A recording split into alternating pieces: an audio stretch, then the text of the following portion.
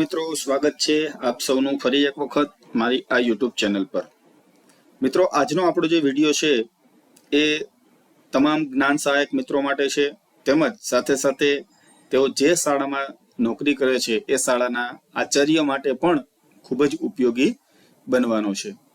તો વિડીયોને બને તો અંત સુધી જોવા વિનંતી છે। મિત્રો, ઘણી વખત જ્ઞાન સહાયક મિત્રો જે છે એ રજા મૂકવાનો પ્રશ્ન જ્યારે એમને ઉપસ્થિત થતો હોય, અથવા તો કોઈ તાલીમની અંદર જવાનો પ્રશ્ન ઉપસ્થિત થતો હોય, અથવા તો ભગવાન ન કરે પણ કોઈ જ્ઞાન સહાયક મિત્રનું જો ચાલુ નોકરી અવસાન થાય છે, તો આ તમામ બાબતમાં એને કેટલી સહાય મળવા પાત્ર થાય છે, કેટલું ટીએડીએ એટલે કે મુસાફરી ભથ્થું મળવા પાત્ર થાય છે, અને કેટલી રજા મળવા પાત્ર થાય છે, એમના માટે ઘણા બધા જિલ્લામાં ડીપીઓ છે એ ખુદ પણ અસમંજસમાં હતા। તો એટલા માટે થઈને તાજેતરમાં જ ગુજરાત સરકારનો જે શિક્ષણ વિભાગ છે એ શિક્ષણ વિભાગ દ્વારા નિયામક શ્રી પ્રાથમિક શિક્ષણની જે કચેરી છે એમને એક પત્ર લખવામાં આવેલો છે, જેની તારીખ પણ આપ તમે જોઈ શકો છો, 3/9/2024, એટલે કે આ માસનો જ છે। આજની 23 તારીખ છે અને આ પત્ર જે છે એ 3 તારીખનો છે। તો પત્રનો વિષય શું છે? તો રાજ્ય સરકારની જે પ્રાથમિક શાળાઓમાં કરાર આધારિત ફરજ બજાવતા જે જ્ઞાન સહાયક મિત્રો છે એમને રજા મળવા બાબતનો પ્રશ્ન છે। તો આ પત્રની અંદર ફક્ત રજાનો ઉલ્લેખ કરેલો છે, પણ આ પત્રની અંદર જે સામાન્ય વહીવટ વિભાગના જે ઠરાવ ક્રમાંકનો ઉલ્લેખ કરેલો છે, એ ઠરાવ ક્રમાંક આખો ઠરાવ છે એ પણ આજના વિડીયોમાં આપણે જોવાના છીએ કે ઠરાવની શું જોગવાઈઓ છે। રજા સિવાય અન્ય કયા કયા લાભો જ્ઞાન સહાયક મિત્રોને મળે છે એ તમામ બાબતોની આજે આપણે ચર્ચા કરવાની છે। તો સીધા આપણે આ જે ઠરાવ છે સામાન્ય વહીવટ વિભાગનો 11/10/2017 છે, એમના ઉપર આજે આપણે ચર્ચા કરીએ। તો વિડીયોને અંત સુધી જોજો।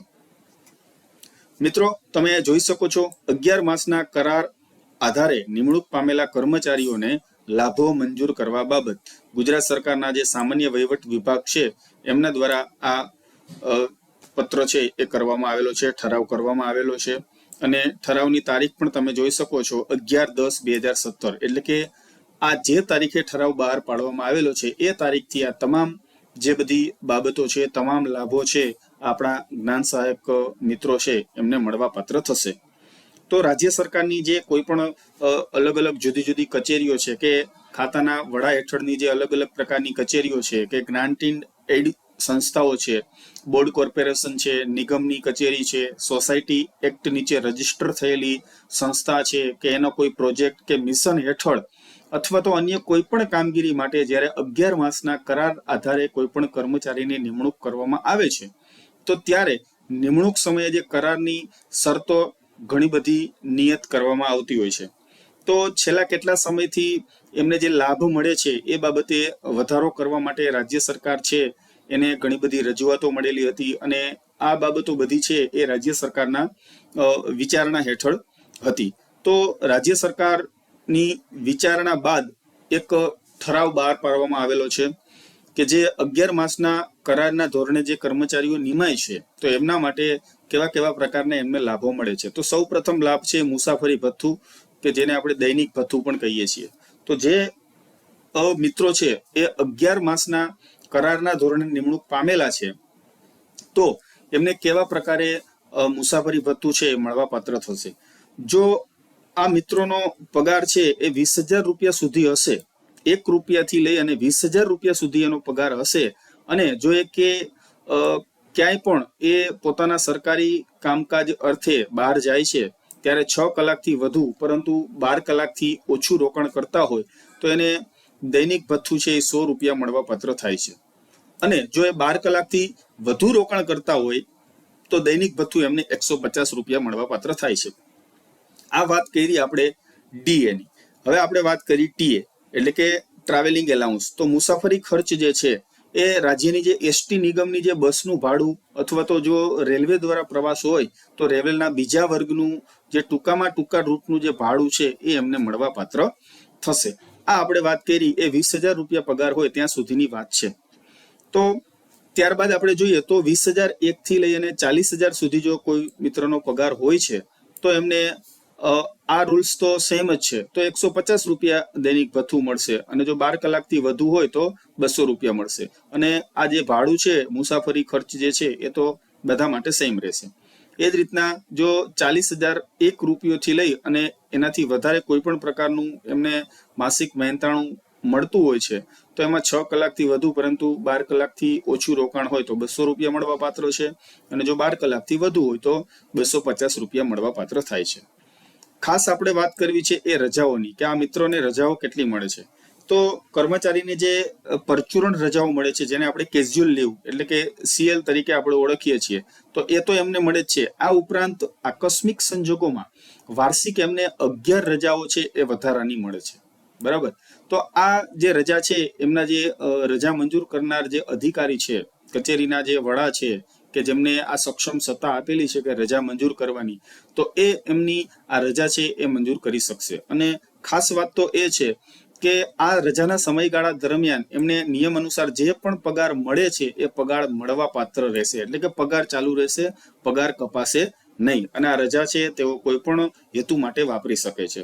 અને આ રજા છે એને ખાસ રજા ગણવાની થશે. બીજું એક ખાસ બાબત એ છે કે આ રજાઓ છે એ આગળના વર્ષમાં કેરી ફોરવર્ડ કરી શકાશે નહીં. જે કાયમી નોકરિયાત છે એ લોકોની રજા આ એક વર્ષમાં જે એને રજા મળવા પાત્ર થાય છે, જેવી કે અર્ધપગારી રજા છે કે પ્રાપ્ત રજા છે, તો આ રજાઓ એ વર્ષમાં નથી ભોગવતા, તો આગળના વર્ષમાં એમને કેરી ફોરવર્ડ થતી હોય છે. એટલે કે આગળના વર્ષની જે રજા મળે છે એમાં ગત વર્ષની રજા જો નથી વાપરેલી તો એ ઉમેરાય છે. પરંતુ અહીંયા કરાર આધારિત જે કર્મચારીઓ નિમાયેલા છે એમના માટે આ જોગવાઈ લાગુ પડતી નથી. જો વર્ષ સુધીમાં એ નથી વાપરતા તો એમની રજા છે એ લેપ્સ થતી હોય છે. ત્યાર પછી બીજું જોઈએ તો 11 માસના કરાર આધારિત જે ફરજ બજાવતા જે મહિલા કર્મચારીઓ છે, આ મહિલા કર્મચારીએ જો 1 વર્ષ અગાઉ નોકરી કરેલી હોય અને ત્યાર પછી જો એને મેટર્નિટી લીવ મૂકવાની થતી હોય છે, એટલે કે માતૃત્વની રજા મૂકવાની થતી હોય, તો એને 90 દિવસ જેટલી એટલે કે 3 માસ જેટલી રજાઓ છે એ મળવા પાત્ર થતી હોય છે. અને આ રજાઓ છે એમને 2 બાળકો પૂરતી મર્યાદિત રહેશે. તો જે કાયમી કર્મચારીઓ છે એમને પણ 2 બાળકો પૂરતી મર્યાદિત છે, અને જે કરાર આધારિત છે એમના માટે પણ 2 બાળકો સુધી મર્યાદિત છે. ત્યારબાદ આપણે જોઈએ, જો કોઈ મહિલા કર્મચારી છે 1 વર્ષની નોકરી નથી કરેલી અને કોઈ પણ સંજોગોમાં જો એને માતૃત્વની રજા મૂકવાની થાય છે, તો આવા સંજોગોમાં એમને રજા તો મળશે, પરંતુ આ રજા છે એ બિનપગારી ગણવાની રહેશે. મતલબ કે એમને પગાર મળશે નહીં.